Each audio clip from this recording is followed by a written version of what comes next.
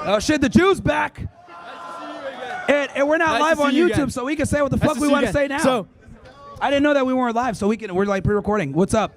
Yeah, so if the Hannibal directive was actually being practiced by the IDF, then how come every single Israeli hostage in Gaza hasn't been found dead or alive? Why have they been found dead or alive? No, why haven't they been? If the Hannibal directive was in practice by the IDF, yes, then how come every single Israeli hostage right now in Gaza hasn't been found dead or alive? Because if the Hannibal directive says we will do by any means possible to free a captive IDF soldier or Israeli citizen, yes, then how come every single Hamas captive hasn't been rescued regardless if they're dead or alive? Okay, so before I answer this, I'm glad that you did your research and figured out that the IDF kills their own, right, to prevent them being taken so they don't have to deal with hostages. So here's the thing, bro. That's not even what the Hannibal directive That's what it is. said. No, it's not. Did you even read it? It basically says that the Hannibal directive says it would not purposely kill their own, but it says it would go by any means possible, which means killing their own, which means putting the captive, which could put the captive at risk. But what I'm saying is they haven't, because when I say they haven't, because we have not found every single hostage. We know where every single hostage. Because here's the thing, every single hostage is. It's because obviously Hamas was successful and successfully kidnapped some of them. That's why. Oh, so they did killed October others. 7th. So Hamas did October 7th, not the IDF, because that's what you told me 30 minutes ago. That's what you told me 30 minutes ago. Dude, come here. Here. I have something to show you. Come here. So here's the thing. I'm not going to go over there. So let me just go ahead and address this, because I can't believe that you're this dense. Yeah, we're going to go ahead. Yeah. So let me just go ahead and address this real quick. All right. Let me just go ahead. Let's go ahead and address this. So, okay, let me go ahead and address this, because this guy is clearly doesn't know what he's talking about. So here's the reality, dude. On October 7th, 1,200 people were killed, right? Now, okay, we're going to go into that. So we know that roughly 400 of those people that were killed were IDF, which is enemy combatants, fair game, unfortunately. The loss of life sucks, but that's war, right? So 400 were killed. That leaves us with about 800 total. We know for a fact that at least 200 Israelis were killed by the IDF thanks to the Hannibal directive, because they did not want them to be captured, right? And then that leaves us about 600. So at absolute most, Hamas killed 600 people that day. That's obviously a travesty, and it sucks. Hold on, let me finish my point, dude. Now it's 600. That's obviously horrible. And then another 200 were kidnapped. But the point I'm trying to make is, during the course of the IDF trying to stop the attacks, because remember, they didn't know what the hell was going on. They were shooting tanks into kibbutzes. They were shooting they were using Hellfire missiles shooting at people because they weren't able to identify who the hell was who. A lot of people ended up getting killed by the IDF. Now, when Hamas went in there, their goal is to take hostages. Why? Oh, so the IDF didn't. So let's say, even like theoretically, if your argument was true, like, which is not, by the way, just. Let's get that straight. If that argument is true, that's what happened on October 7th. The IDF did not kill their own civilians on purpose, which you were saying 30 minutes ago. So now you're already caving. See here, bro, what the fuck are you? Look. Dude, when they run the Hannibal directive, you gotta understand, they're just shooting at every single car that's making it back to fucking Gaza, because they can't afford to have more hostages. So they're shooting at everything, and they don't care who it is, because they're looking at it like whether it's a hostage or a Hamas fighter. It was pretty obvious whether it was a terrorist or a hostage. It was pretty obvious. Here. Dude, they were killing everybody. I want you to show me where the Israeli perpetrator is in this video. They were killing everybody because they didn't want to have to deal with hostage negotiations, because whenever they have to deal with hostage negotiations, look up a guy named Khalid Shalit. Look up a guy named Khalid Shalit. He was an IDF soldier. He was an IDF soldier that was captured, and they had to return 1,000 Palestinians to get him back. They don't want to have to do that. And then, like I said before, because we care about our own civilians. Yes, we'll go through hell and high water to get him back. What?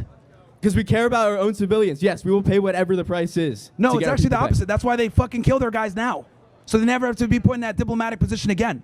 I want you to show me where the Israeli perpetrator is. Come here in this video. No, I'm not going anywhere. Like I told you what it is. Because dude, you didn't understand any of this shit. You didn't even know what the Hannibal directive was an hour ago, dude. You should be asking me. You didn't even know what the fuck it was an hour ago. You don't know what the fuck is going on. Like, dude, what's your question? What else do you got? Because you got proven wrong with the Hannibal directive on October 7th. I told you a question. I want you to show me the Israeli perpetrator in this video. Here's the facts. Now that we went over the numbers, well, you change your facts. Your facts change every 30 minutes or so. At most, Hamas killed 600 Israelis on that day, and that is fucking horrible. I just explained to you how it can't be 1,200, retard. I literally just told you how it can't be 1,200. Minutes ago. I explained it to you how they can't be 1,200.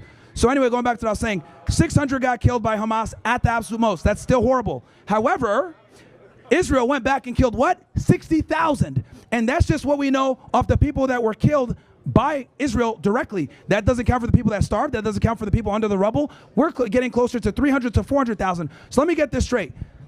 Israel gets 600 of their people killed, and then they go ahead and kill 100,000 plus. Does that sound fair to you?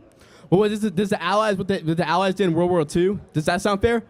Does blowing Dresden to smithereens sound fair to you? It's 2025. We have way more military capabilities than we do before. Yeah, we've been also, using that. Intelligence agencies play a way bigger role in wars now. Sending texts to get citizens out of harm's way instead of using them as human shields. Oh, really? That's your argument? It's going to be human shields? Well, that's what Hamas does. Yes. Okay. The Hamas is they're responsible for their own citizens. Yes. So if they're underground, right? They have all these tunnels. Why would you bomb above ground and kill innocent people then? Because you have to get above ground to get below. Oh, really?